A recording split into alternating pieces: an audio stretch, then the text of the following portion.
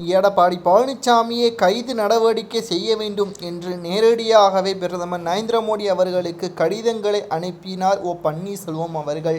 மறுநாளே அனைத்திந்திய அண்ணா திராவிட முன்னேற்றக் கழகத்தின் ஒற்றுமை கூட்டத்தை கூட்டி எடப்பாடி பழனிசாமி அவர்களுக்கு எதிராக மிகப்பெரிய அளவில் பெரும் படையை சேர்த்து விட்டார் பன்னீர்செல்வம் அவர்கள்.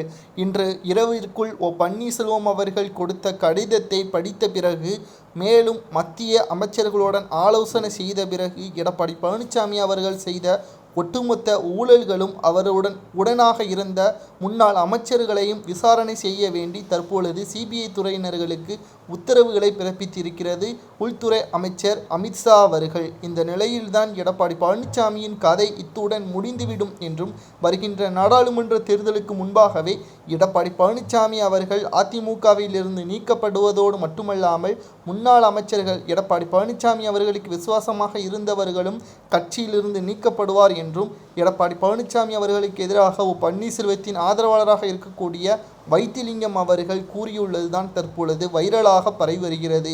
ஒற்றுமையாக இருந்திருந்தால் நிச்சயமாக 2021 சட்டமன்ற தேர்தலிலேயே மிகப்பெரிய அளவில் வெற்றியை பெற்றிருக்கலாம். ஆனால் எடப்பாடி பழனிசாமி அவர்கள் பணத்திற்கும் பதவிற்கும் ஆசைப்பட்டு ஒட்டுமொத்தமாக அதிமுகவையே சீரழித்து விட்டார் என்றும் பன்னீர்செல்வம் அவர்கள் கூறியதுதான் பரபரப்பை ஏற்படுத்தியிருக்கிறது.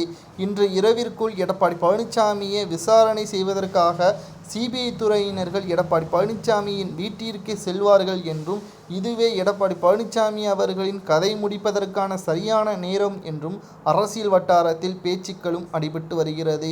இன்று நடைபெற்ற ஒற்றுமை கூட்ட மாநாட்டில் அவர் நினைத்த அளவை விட மிகப்பெரிய அளவில் கூட்டம் கூடியது. மேலும் கோயமுத்தூரில் ஜனவரி 14ஆம் தேதி 2வது மாநாடு நடத்துவது உறுதி செய்யப்பட்டு விட்டது என்றும், அதற்கான வேலைகள் இன்று முதலே ஆரம்பம் செய்து விட்டார்கள் என்றும் தகவல்கள் வெளியாகி இருக்கிறது.